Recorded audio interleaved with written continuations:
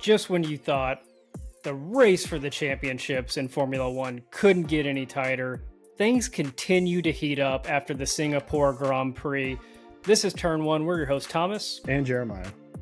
We are going to look back a little bit at the Singapore Grand Prix, some of the action that went on, the championship implications that we have on the line, especially between Lando and Max, and now McLaren and Red Bull, as McLaren is taking a pretty commanding lead over Red Bull, which we'll get into. But also, some of the newer faces on the grid are making moves, and some of the people at the back of the pack are somehow impacting the point standings up at the front. So these are all things that we're going to get into. Jeremiah, where do you want to kick things off?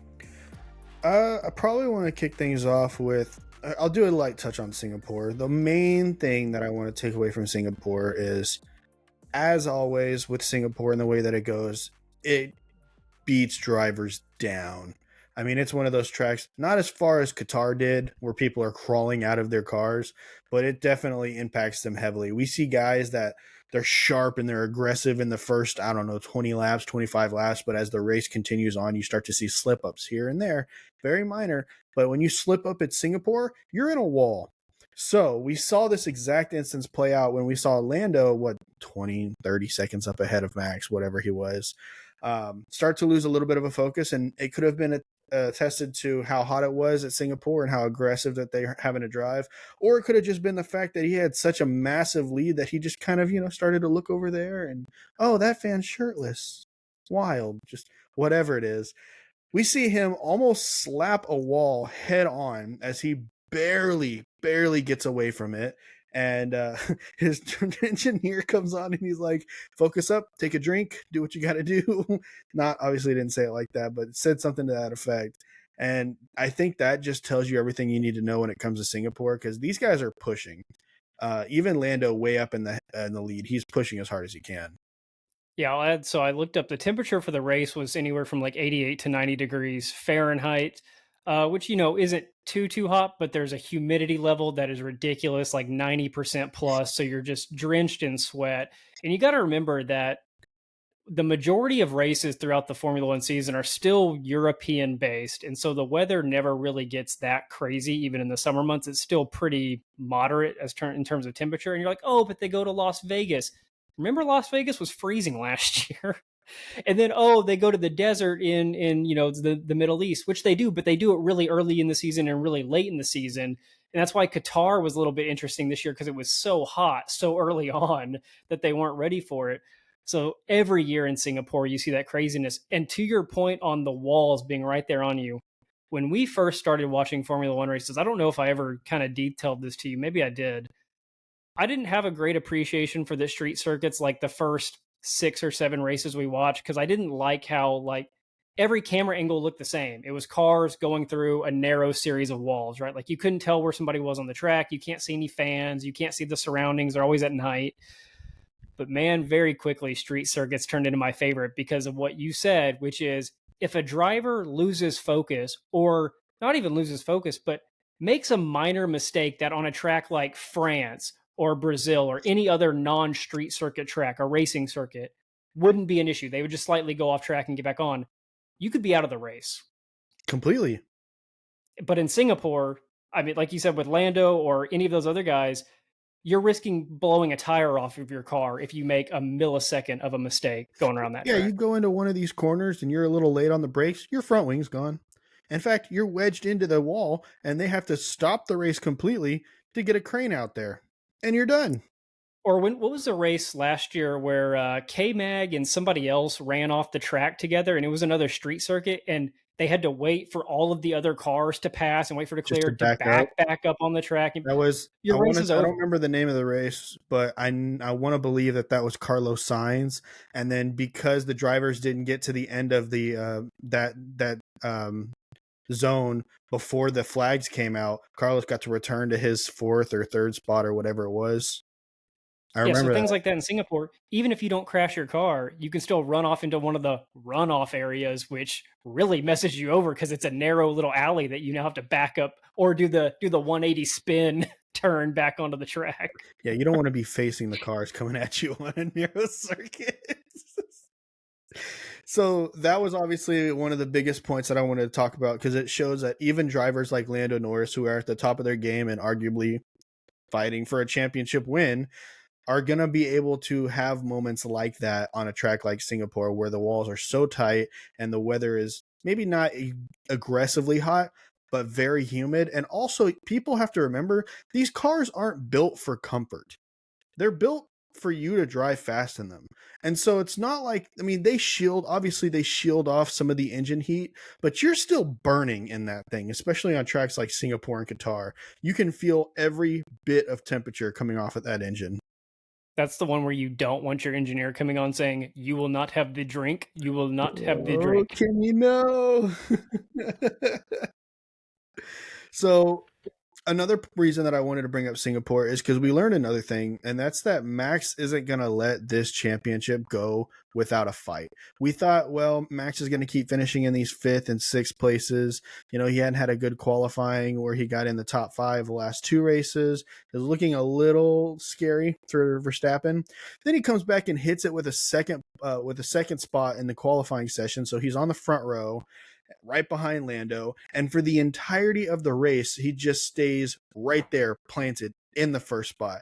Now, cars that could have overtaken him, like Oscar Piastri, they started further back. It's not like Oscar was right behind him in third and then just looking for his chance to overtake him. No, Oscar was clear back there and had his own worries and his own tribulations that he had to fight through in order to get up there, which he finally did. But at that point, it was too late in the race for him to make up that ground to Max, luckily. So Max was really just cooking as much as he could, and he still was 20, 30 seconds back from Lando.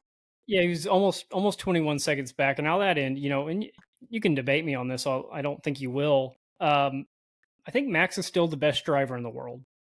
Don't get me wrong. No matter how the season finishes in terms of the driver standings, I think Max Verstappen is the current best Formula One driver. I think Red Bull has been blown past by McLaren in terms of car pace and upgrades.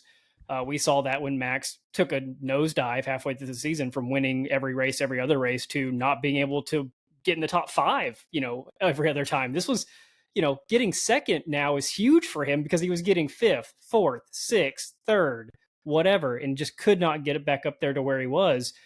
So again, the fact that he got second is big. Now, he would still obviously like to get wins, but as I'm sure you'll detail here in a minute, second place is pretty important for Max going through the rest of the season. But that doesn't take anything away from Lando either. I'm not saying that Lando's, not great or anything. Lando just has a car that is cooking, and you see that in Oscar as well. The fact that Oscar is performing this well in that car just shows you how much of a good car McLaren put together. He's got 2 wins. It's his second year in Formula One. Yeah, Uh, yeah, good debate if the legitimacy of some of those, he's but got one and an a asterisk half, one. half a win. um, It's funny that you brought up the whole getting passed up in the upgrade section by McLaren and Mercedes and Ferrari, because one of the things that I've actually saw an article on was that Red Bull made a mistake in one of their upgrades, and it kind of hindered them to where the rest of the upgrades didn't bring the kind of results that they were expecting, although they didn't catch it when they first released that upgrade because at the time Max was still winning. But now you've got teams like McLaren, Mercedes, and Ferrari bringing upgrades to their car that's now challenging the Red Bull enough to where they can see, oh, we made a mistake. This upgrade going back, I can't remember when they brought it. I think it was this beginning of the season, maybe it was the end of last season. This upgrade hindered us, and we need to go back and we need to change that. So I think that's their main focus right now is reversing things a bit and trying to find out what went wrong on that specific upgrade. I don't remember what the upgrade is. I'm sorry, but it is out there. You got to trust me on that. And I think, I mean, we won't get into next year. We've done that enough, but I think their biggest concern is still for next year and how they perform. Because if Red Bull does next year what they've done the second half of this year, which is oftentimes what teams do, they carry over their performance from the last season into the next season and then improve on that. They're the third best team. They're the fourth best team. Right. Huge Pairing difference. Max and Checo in that level of car together. Huge difference. Yeah. Another big hitter from this race, one that was my personal favorite, although it it was also tagged along with something that I didn't like, and that's that there was a huge rumor that that was Daniel Ricciardo's last race, and that he would be getting replaced by Liam Lawson coming in Austin. Now that hasn't been 100% confirmed, but man, when you watch interviews of Daniel Ricciardo crying and you watch interviews of Daniel Ricciardo taking a long time to get out of the car in the last minute, and just you see all this, it's kind of like the writings on the wall, which terrifies me as a long time Daniel Ricciardo fan. I don't want to see that happen at all. Um, but a special moment for him is he pit for the softs on the final lap and snagged himself the fastest lap, which is great because one, even though he doesn't get the point for it, it's still going to go down as a fastest lap when you're looking at his final tallies in his career. But two, and more importantly, that takes that point away from the other person who had the fastest lap, Lando Norris. And now you might be thinking, okay, that's not such a big deal. 1 point. Lando Norris is still whooping it. He's going to end up catching up to Max. It's not really going to play a big deal with that 1 point. First of all, I can't let you forget that Max and Lewis went into the final race at Abu Dhabi in 2021 tied to the 0.5 point, like exactly the same. 1 point there would have made a huge difference. But also, statistically, Max can finish second to Lando Norris winning out for the rest of the season, including sprint races, and still take home the championship. Yeah, which is why, we hinted at earlier, Max getting second is fine so long as he gets second in every single race, even if Lando wins every single race, which I mean probably isn't going to happen. If we're just speaking on probables, I, I wouldn't bet that Lando's going to win every race for the rest of the season. It could Mm-hmm. happen. It could, I but I doubt don't see Max it will get happening. second in every single race going out. Right. It just the balance now is there that even if Lando wins every race, Max has a path to victory that is not unreasonable, I think. Which Christian Horner came on afterwards when he was talking to Max and said, "Well done, great weekend," blah blah blah blah blah stuff that Horner says, and then he came and said, "Oh, by the way, your old pal Danny or your old pal Ricardo, whatever he said, took the fastest lap away from Lando," and Max goes, "Thank you, Daniel," and at the time I didn't know the implications, but now knowing how the math works, that's pretty crazy that that happened, and I understand why Max was so excited about that. But that leads me to another question, and this is completely speculative, but I want to get your opinion on it. I Daniel think I know where you're Ricciardo, going. huh? I think I know where you're going. Daniel Ricciardo races for Red Bull B team. Mm-hmm. Max races for Red Bull A team. Mm-hmm. Was this a call by Christian Horner?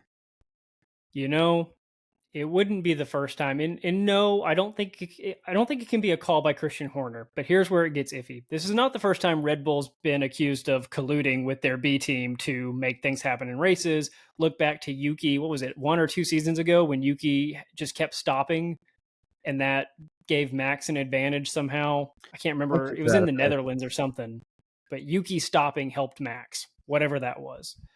Um, and they accused him of colluding. Um, I don't think Corner calls somebody down at RB and says to do something. I think it's all discussed, strategically in meetings Possibilities. leading up. Oh, hey, if this is a situation and one of your two drivers, RB, has a chance to pit for the fastest lap, and Max doesn't currently have it, or Checo doesn't currently have it, might as well. Because it, it's not happening in the race. It's decided ahead of time, and then they execute the plan. I can see that. Because the thing is, it didn't really benefit Daniel Ricciardo whatsoever in the slightest. In fact, the only way that it could really be passed off as not suspicious is that if this was Daniel Ricciardo's last race, he gets another fastest lap. He goes out with the fastest lap in his final race. And then, that probably means something sentimentally to him, which is how you could play it off if the real goal behind it was to take that point away from Lando. Yeah, because you typically when you see somebody pit for the fastest lap, which does happen, it's not a rare occurrence. It happens a couple of times a season. It's somebody in the top 10 and usually somebody in the top 3 or 4 because again, they have to be able to execute a pit stop and get back out and maintain their position. Yeah, you have to have like 25-second lead on the person behind you. Yeah, when you're outside of the top 10, there's no real benefit other than padding your stats because it does not give you a point, and it's not going to help you get points in the race because you're adding 25 or 30 seconds to your total time. It's definitely interesting. Hey, Like, real quick plug. Speaking on, you mentioned earlier that Danny Rick might be replaced before Coda. We're going to be down at the Circuit of Americas this year for the United States yeah, Grand Prix. let's If go. you are if you are somebody that's going to be down there in Austin and somehow you want to see us, say hi, or you want to take us to get one of the elite level hot dogs that we've heard so much about down at the Circuit of Americas, hey, somebody commented it. We've got to point it out. Let us know. Hit us up. Send us a comment. We'll try to work things out. But we're going to be down there. We're going to be posting a lot of content as we're down there at the USGP. So subscribe, follow along, and keep with us. Keep up with us for all the updates. And look for the hat. We'll be wearing hats and shirts with frockets. Yeah, but come on, man. You got to look for the hat. You know what I mean? The bucket hat. So, all right, where are we going next? My final point in this whole shebang, and my final point for this whole video, is I want to give props and a shout out to a very young and up and comer by the name of Franco Colapinto. Now, I don't remember when that happened. Could have been halfway through the race, quarter way through the race, whatever it was. Sergio Perez was behind Franco, who, by the way, started off the race by gaining like 3 spots by doing an aggressive dive bomb and passing a bunch of people. So Did you much hear so, Alex Albon? Yeah, so much so that his own teammate comes on the radio and he's like, "That was so aggressive. Why did he do that?" He was. I felt like he was upset. Yeah, which he could very well could have been, because then Alex immediately drops like 4 spots when he was in 10th, if I'm not mistaken. Or 11th, whatever it was. Anyway, so Franco Colapinto had a day, in my opinion. As Sergio Perez comes up behind him, Sergio's trying to make the move in the Red Bull car, passing the Williams. Very easy, should have been done. Couldn't be done because Franco Colapinto has a very, very awesome arsenal, apparently, when it comes to defensive driving abilities. This was not known, but so much so that Sergio Perez came onto the mic, came onto the radio, and he was saying, he's very hard to pass. It's Colapinto.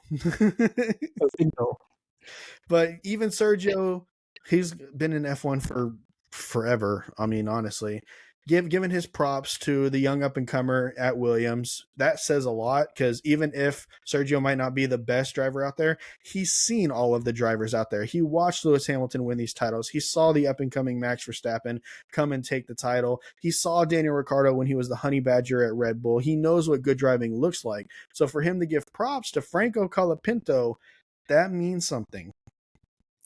I think here's something crazy for you. He finished in the points, right?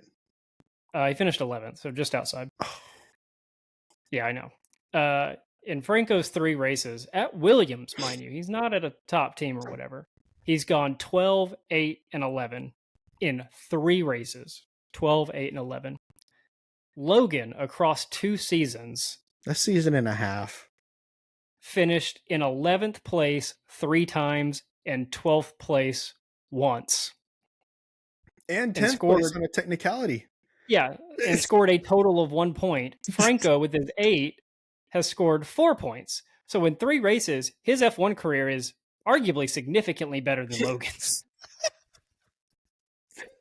And you know what I think it is? I think it goes back to what we saw out of Ollie Behrman earlier in the year in the Ferrari. The dude just doesn't care. And I don't say that like, oh, he doesn't care. Like, he can go out there and be aggressive. He can do whatever he wants to do with that car, because it doesn't matter. If he puts it into the wall, he doesn't have a seat for next year. No one cares. But if he steals 4 places off turns 1 and 2, he's a legend. Oh, yeah. And he was. I swear. I can't believe he didn't finish in the points. I really thought that he did. I went back and I looked just now. You're right. He finished 11th. That's stinks, man, because after the day that he had, I mean, Sergio Perez was struggling to get around him. I think Fernando Alonso at one point was struggling to get around him. I mean, it was a good drive for Colapinto. And here's my thing. One, who is the main guy at Williams? Who's their team principal? The guy that was second in command at Mercedes. No, No, James Vowles. James Vowles, yes. So James Vowles even came on and said, next year we're not going to have a spot for him because of Carlos Sainz. So he's going to try and work out a deal with Audi to where Audi can have him and they still get some kind of benefit from it in some kind of way, which I would love to see that because James Vowles really wants to see Colapinto on there. And I think all of us do after what we've seen from him. But I got another angle. You ready for this? And this is completely wild and more than likely won't happen, but man, is it fun to say. I want to see I want to see them, one, get rid of Sergio Perez. Two, I'm going to assume Daniel Ricciardo is gone. I mean, I would like to see Daniel Ricciardo in that spot for Sergio Perez, but if not, put Yuki in that spot for 1 year, maybe 2 years, and in the Red Bull B team, give me Liam Lawson and Franco Colapinto. I'm down. I don't know if they would swing a Yuki 1-year contract that's purely performance based, but that would be ideal. Like, hey, Yuki, you've been in our farm system for 25 years now. Are you finally ready for the big boy car? And if he performs, cool, he can keep it. If not, then you see who outperforms, out of the Lawson or Colapinto pairing. And Red Bull has even gone as far as to say that they're not against necessarily going and looking elsewhere besides their own feeder school. So that alone says, hey, maybe we go fishing for Franco Colapinto. I'd like to see it personally. I think that's the McLaren model. McLaren's got their own feeder system, and they're like, we're going to go get Oscar from Alpine and just He's they just can deal with that over there anyway. We'll deal with the lawsuit. We'll deal with the lawsuits later. Oh, they weren't doing nothing with him. They only made a move for him. It was too late. He was already signed with us. Should have done something with him. No, I think it's great. Again, kind of weird that he doesn't have a seat for next year and he's performing at this level. But again, next year we're gonna see Behrman, we're gonna see Antonelli, and maybe somehow, some way, at some point next year we see Colapinto and Lawson either at the start of the season on the grid or maybe halfway through the season. I think Lawson's been confirmed for 25. Oh, was he? I could be wrong on that, but I'm pretty sure Lawson was confirmed for 25 in Red Bull. They just don't know who the second seat's going to be. I don't know. I could be wrong on that. Yeah, I don't know about that yet. Okay, we'll strike it from the record. So. And then in another 3 videos when he's confirmed, I'll restate it. Yeah. Okay, here's where I want to wrap up this video, tying this back to the start where we're talking about the championship chase. So McLaren, I think, far and away is going to beat Red Bull and win the Constructors. Let's leave that there. Driver standings, your top 4, give them to me. End of the season. End of the season? End of the season, what are the top 4 drivers? I've got mine. I can go first if you would like some time to ponder. I would like to see Lando Norris get it done. I would. I've been a very long time fan of Lando Norris, watched his career wither away to nothing at the terrible McLaren team, and now that they've provided an amazing car, now he's shining, and I've been calling it from the jump. I'd love to see Lando get his first championship win. Second place, give me Max. I think he's got such a massive lead over everybody else except for Lando. I think he pretty much secures that second spot or first spot no matter what. In third place, probably Charles. Currently third is Charles. What is Charles' points right now? He's at 245. What is Oscar at? 237. Give me Oscar Piastri for that third spot, and then round it out with Charles Leclerc in the fourth spot. So I'm similar, but I am a little bit different. I'm going to keep Max at 1. I just think Max is going to find a way, whether he gets another win, whether he locks in second. Yeah, I think Max is going to find a way to grind this season out and just win it and be done with it and move on to next year. So give me Lando second.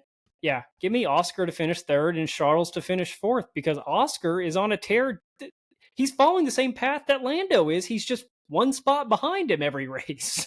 Or 2 in the case of Singapore. Yeah, and the fact that the kid's got 2 wins, well, 1 and an asterisk.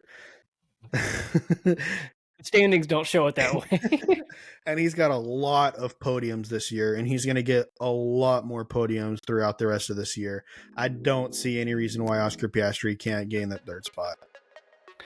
Okay, let us know in the comments, does Lando take the top spot? And can Oscar flip Leclerc's third place to be his? Guys, if you think that the Red Bull car for 2025 should be Max Verstappen and Franco Colapinto, I think I would ride with you. I think I'd be here to see that.